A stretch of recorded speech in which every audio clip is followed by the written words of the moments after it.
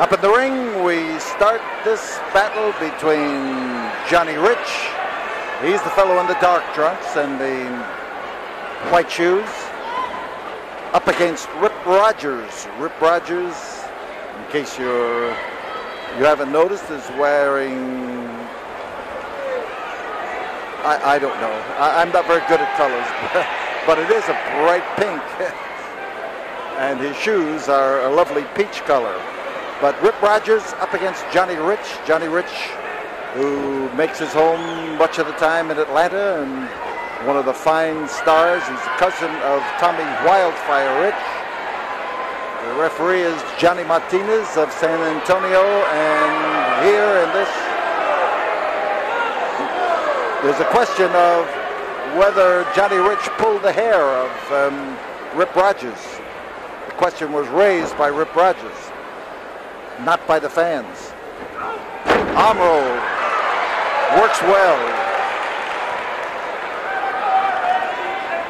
Johnny Rich is the kind of a wrestler who believes in fundamentals, who gets in there and really snaps on the small holes that most fans don't notice.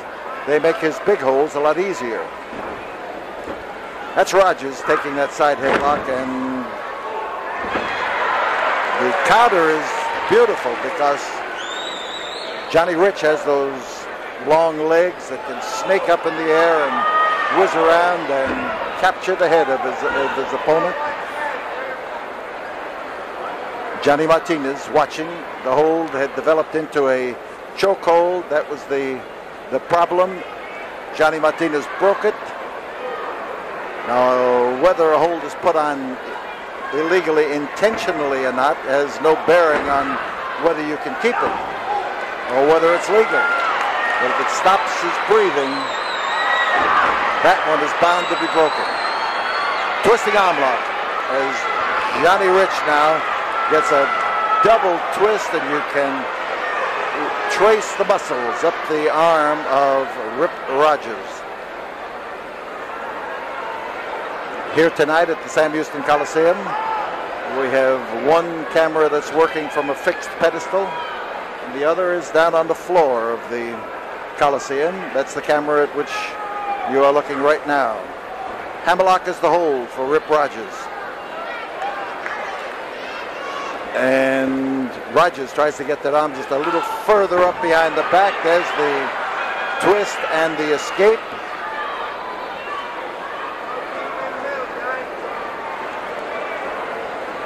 Martinez pops the question to Rip Rogers. He asks him if he wants to capitulate. Johnny is smart enough to know that some extra pressure at the right moment is going to keep his head from being caught and keep him from being thrown over his opponent's shoulder. So Rogers, having had that left arm worked on a little bit in this battle, knows that it hurts clear up from the wrist to the elbow to the shoulder blade, and that won't ease it. Armbar for Johnny Rich. Underneath, Rogers starts to turn, and Rich keeps pace with him and clocks the turn as he makes it.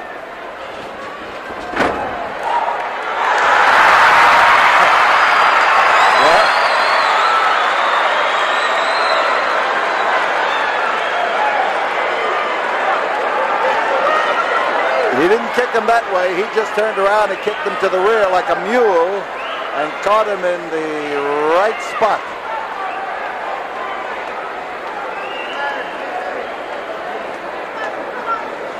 One of the reasons why fans like Johnny Rich is that he implements things. He invents them as he goes along. He's always ready for the unorthodox move as well as the good, solid, down to the mat moves that make him the well-regarded wrestler that he is. He got back into that side headlock because he liked it. He knew that it had worked well for him.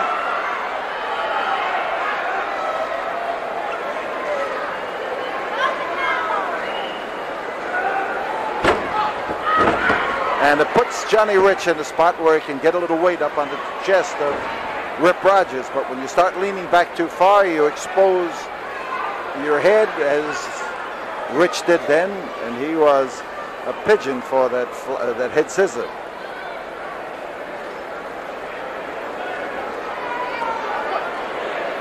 So when your opponent hangs on the rope, what do? You watch him carefully. You never quite know what he's got in mind and just how he's going to make use of it. 5 minutes have gone by and Johnny's fans are urging him to move in there, and as he escapes from that side headlock, he didn't just get out of it, he came up with the Japanese arm lock, and it's a good one, and Rogers is going down. Rich clamps a little bit tighter on that hold, makes it a figure 4 arm lock. He's got good protection for the grip as he holds it solidly. You can see how those hands are interlocked right in there. And any move that Rogers makes is going to be followed by the artistry of Johnny Rich.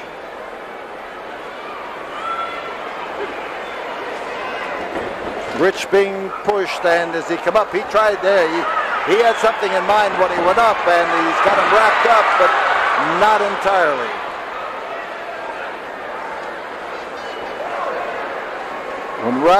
When Rogers pushed him into that rope, you could almost see the wheels turning in Johnny Rich. And as he came off, he had an option for 2 things. If Rogers didn't go down, he was able to go behind him, and that's exactly what happened. Right into the turnbuckle. He came up there driving through the air, and there was no body in front of the turnbuckle. He hit it and hit it hard. Rich in behind, and it's an atomic drop he's aiming to use, and his aim was good. He used it and used it well. Rip Rogers, the man down. Impatient, Johnny Rich.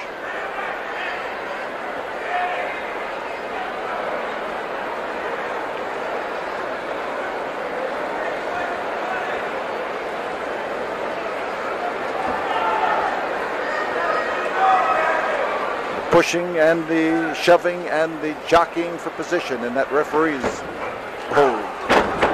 Shoulder butt and a good one. Oh, he caught him a solid boot that time. And Johnny Rich right now has stopped the best and most damaging blow of the night. So this could have an effect almost immediately on the outcome of this match. Johnny's a little bit dazed and he's backing away, but he doesn't seem to have anything in mind as he retreats. Best reason for retreating is to come up with something that's going to stop your opponent and stop him cold.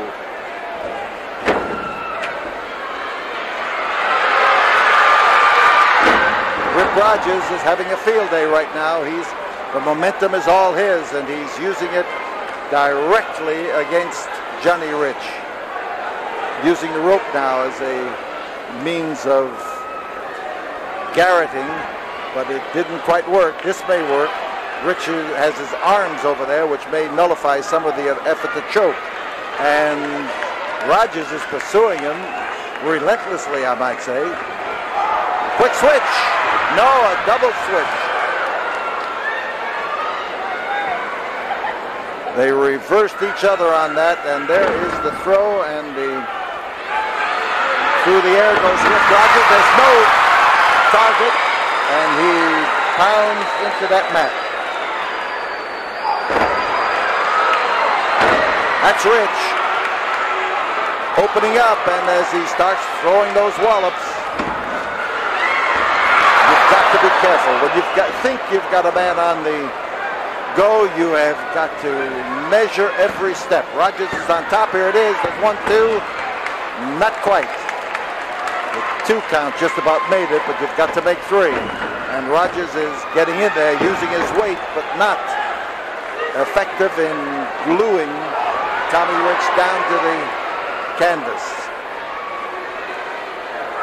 Crotch hole lifting slam for Rip Rogers, and he climbs the turnbuckle, and he comes off with a wallop. Our cameraman now up close, and there is the 2 count, and Johnny Rich was able to avoid the 3 count. 5 minutes remaining in this match as Johnny Rich starts throwing wallops. 10 minutes have gone by. And Rogers is surprised. He thought he had that one wrapped up that time and didn't quite make it. But he has stung Johnny Rich to the point where this tremendous crowd at the Sam Houston Coliseum is able to root for the man they want to cheer for. Johnny's giving him something to holler about. Hold him and hit him, and lift him and slam him. So the 2 combinations work well. On top, Rich.